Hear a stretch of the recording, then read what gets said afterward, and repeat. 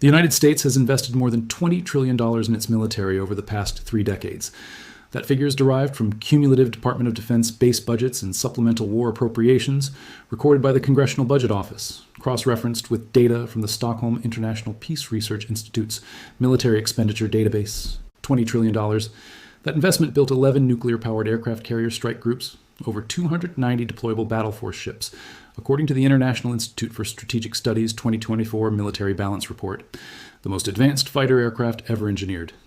A global network of over 750 military installations spread across 80 countries. And right now, all of it is struggling with a problem that is 21 miles wide.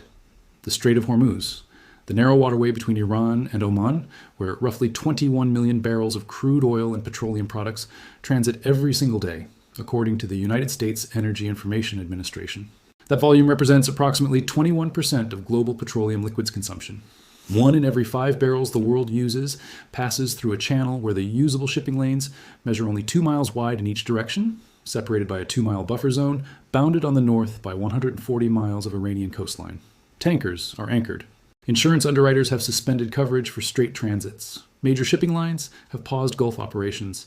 And the question being asked in every energy ministry, every trading floor, and every defense planning office in the world right now is not whether America wants to open the strait. It is whether America can. Because the answer reveals something about the nature of modern military power that $20 trillion and 3 decades of unchallenged naval dominance did not prepare anyone to hear. The first obstacle is geography, and geography does not negotiate. Iran's coastline runs along the entire northern shore of the Strait of Hormuz.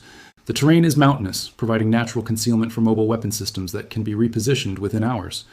More critically, Iran controls 3 islands inside or immediately adjacent to the strait itself: Abu Musa, Greater Tunb, and Lesser Tunb. According to the International Institute for Strategic Studies, these islands have been fortified with anti-ship missile batteries, surveillance systems, and military infrastructure over the past 2 decades. Any vessel transiting the strait passes within weapons range of both the Iranian coastline and these island positions simultaneously. The shipping lanes cannot be rerouted. The water outside the designated channels is too shallow for deep draft supertankers.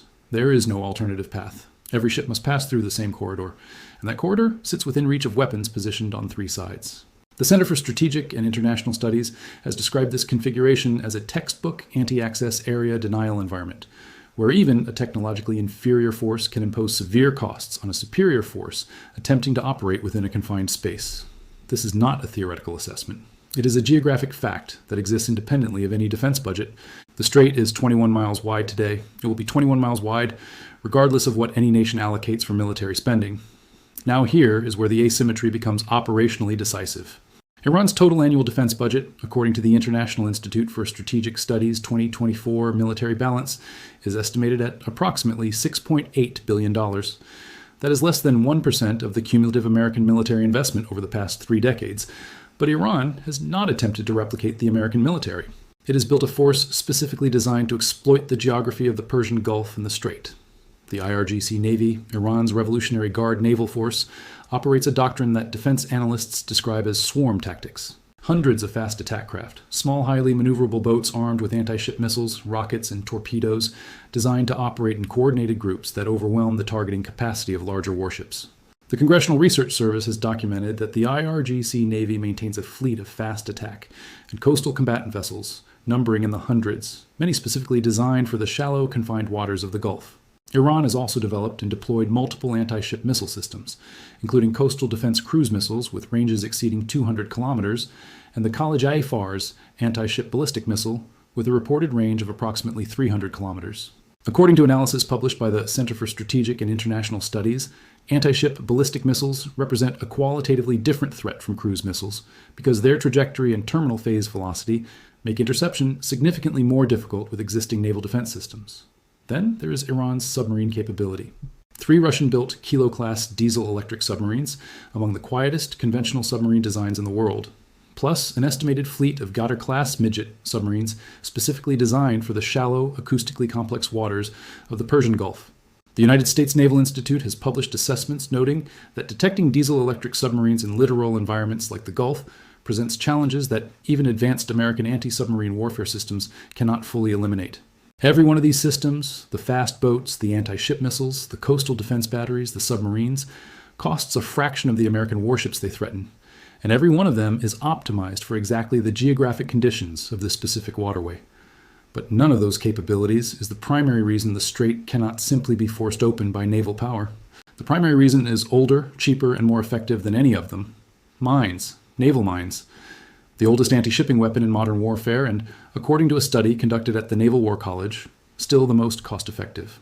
Iran maintains what the Defense Intelligence Agency has described as the largest inventory of sea mines in the Middle East, with estimates from multiple defense institutions placing the number between 2,000 and 5,000 mines of various types.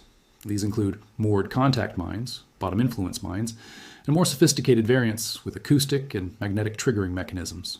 A single naval mine can cost as little as $10,000 to manufacture. What it can do to a warship worth hundreds of millions is not speculation. It is documented history. On April 14, 1988, the USS Samuel B. Roberts, an Oliver Hazard Perry-class guided missile frigate, struck an Iranian M08 contact mine in the central Persian Gulf. The explosion blew a 4.5-meter hole in the ship's hull, nearly broke its keel, and came close to sinking the vessel. The crew's damage control efforts saved the ship, but repairs exceeded $96 million, and the frigate was out of commission for over a year. That was one mine. One. A weapon that cost Iran approximately $1,500 disabled a warship valued at over $200 million. That incident occurred during Operation Earnest Will, the United States Navy's 1987 to 1988 convoy escort operation in the Persian Gulf, in which American warships escorted reflagged Kuwaiti tankers through waters threatened by Iranian attacks during the Iran-Iraq War. Despite committing significant naval resources, Iranian mining operations repeatedly disrupted shipping, and the mine clearance effort proved to be one of the most time-intensive components of the entire operation.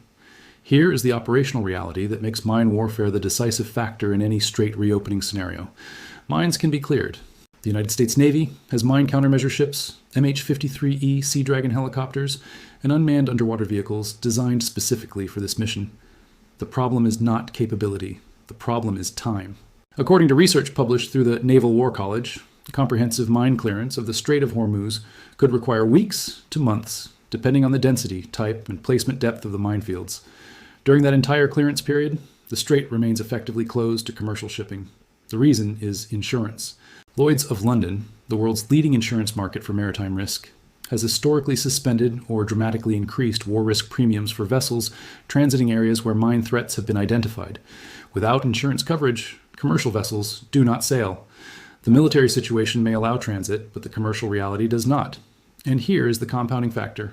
Mine clearance in the Strait of Hormuz would not occur in an uncontested environment. The clearance vessels, the slowest and most vulnerable ships in any navy, would be operating within continuous range of Iranian anti-ship missiles, fast attack craft, coastal defense batteries, and submarine-launched torpedoes. The mine clearance force itself requires a protective escort. That escort operates within the same confined waters, facing the same threats, consuming the same interceptors and ammunition already being depleted across the broader theater. This is the layered problem that no single capability resolves. You cannot clear the mines without protecting the minesweepers. You cannot protect the minesweepers without suppressing the coastal defenses. You cannot suppress the coastal defenses without sustained air campaigns. And you cannot conduct sustained air campaigns without accepting the consumption rates that the cost-exchange ratio makes financially unsustainable over time. That cost-exchange ratio is the economic mechanism at the core of this strategic challenge. Anthony Kordsman, the Arlie A. Burke Chair in Strategy at the Center for Strategic and International Studies, has written extensively about what he terms the cost exchange problem in Gulf security. The principle is precise.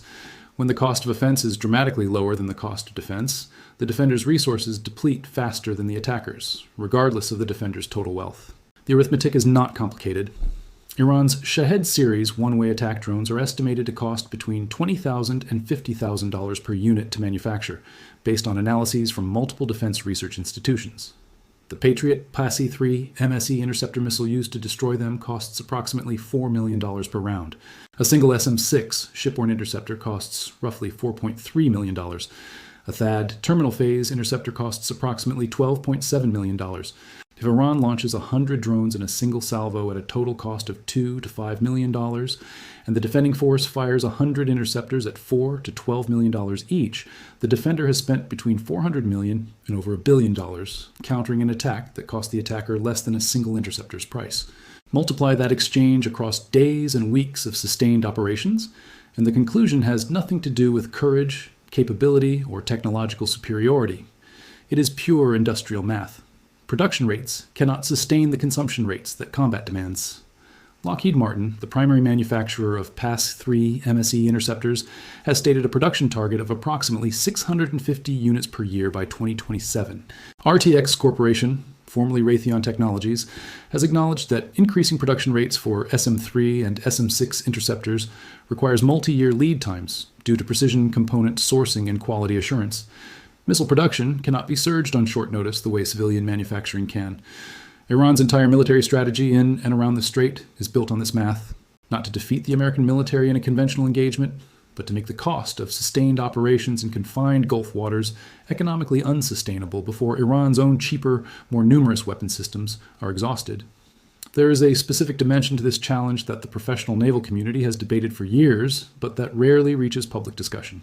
The aircraft carrier question.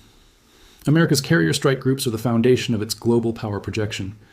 The USS Gerald R. Ford, the Navy's newest carrier, cost approximately $13.3 billion, according to Congressional Research Service reporting. Each carrier supports an air wing of 60 to 70 aircraft and a crew of roughly 5,000 personnel. In open ocean, a carrier strike group projects power across hundreds of miles in every direction. But the Persian Gulf is not open ocean. The Gulf averages approximately 50 meters in depth. Its maximum depth is roughly 90 meters. A Ford-class carrier, with a draft of about 12 meters, operating in these waters has limited maneuverability, predictable transit corridors, and is operating well within range of shore-based anti-ship missile systems positioned along 140 miles of Iranian coastline. Captain Wayne Hughes of the United States Naval Postgraduate School, one of the most cited naval tacticians in American military history, argued in his foundational work, Fleet Tactics and Naval Operations, that in confined and littoral waters, the advantage shifts decisively from large, expensive platforms to numerous smaller, cheaper weapon systems capable of attacking from multiple vectors simultaneously. This is not a new insight within the Navy. It has been studied and debated for decades. But the force structure required to address it, a meaningful shift towards smaller, more distributed platforms, has not been fully realized because institutional preference and procurement cycles have maintained the carrier as the centerpiece of American naval doctrine. Now consider what happens economically during every day the Strait remains closed. The U.S. Energy Information Administration reports that roughly 20 to 21 million barrels of crude oil and petroleum products transit the Strait daily. At prevailing oil prices, that represents well over $1 billion in energy trade per day that is not moving. But the downstream costs are far larger than the direct trade value. Japan imports approximately 90% of its crude oil, with a substantial portion originating from Gulf producers. South Korea's import dependency is approximately 98%. India imports over 85% of its crude. China, the world's largest crude oil importer, receives a significant share through the Strait. These are four of the world's largest industrial economies. A sustained Strait closure does not merely raise their energy costs, it threatens the basic function of their manufacturing output.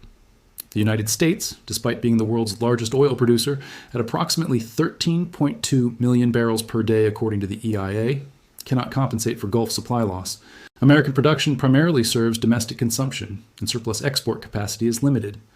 American shale oil also differs in grade and sulfur content from the medium and heavy crudes that Gulf producers export, and that many Asian and European refineries are specifically configured to process. Substitution is not a simple switch. The Oxford Institute for Energy Studies has published analysis indicating that a prolonged closure of the Strait of Hormuz exceeding 30 days would likely trigger a global recession comparable to or exceeding the 2008 financial crisis. The mechanism is energy cost escalation cascading through manufacturing, transportation, agriculture, fertilizer production, and consumer goods pricing. Natural gas, the primary feedstock for nitrogen-based fertilizers, spikes in price. Fertilizer costs rise, planting costs rise. Within 1 to 2 agricultural cycles, the closure translates directly into higher food prices at the consumer level in countries with no connection to the conflict. This is the dimension that transforms the Strait from a military problem into a global economic one. Every day the waterway remains closed, the pressure on every government to find a resolution increases, not because of geopolitical ideology, but because their populations experience the closure as rising fuel bills, rising electricity costs, and rising grocery prices.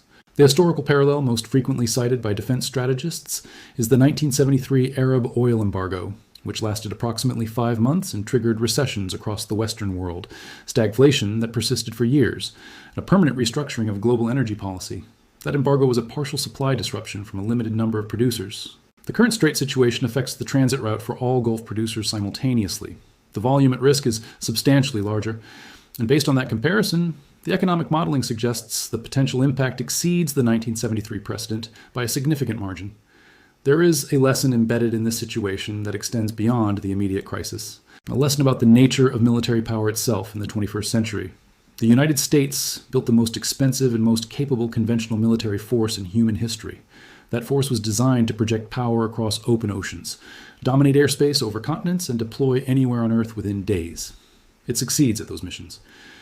But the Strait of Hormuz is not an open ocean. It is a 21-mile corridor bounded by hostile geography, within range of weapons that cost 1,000th of what they threaten, seeded with mines that take weeks to clear under fire, and defended by a doctrine specifically engineered to make the cost of forced entry higher than the cost of finding a different solution. The RAND Corporation published a study examining precisely this challenge, concluding that the United States faces growing difficulty projecting power into heavily defended environments near adversary coastlines. The difficulty is not a function of declining American capability, it is a function of adversaries, investing specifically in the weapons and strategies that exploit the geometric constraints of confined maritime environments. That is the answer to the question this analysis began with. Why can't America simply open the strait? Because the geography cannot be changed by spending. Because the mines cannot be cleared quickly under fire. Because the cost of intercepting cheap weapons with expensive missiles is not sustainable over weeks. Because the minesweepers need protection that itself needs protection. Because the carriers that project dominant power in open water become constrained targets in a 50-meter deep gulf. And because every day the military works through these layered problems, the economic damage compounds globally, creating political pressure that operates on a faster timeline than military operations can resolve. $20 trillion built the most powerful military on Earth. But power is not the same as the ability to solve every problem with force. The Strait of Hormuz is 21 miles wide. The weapons that can close it cost less than a mid-range car. And the gap between what America has spent and what that spending can achieve in this specific corridor may be the defining strategic reality of this era.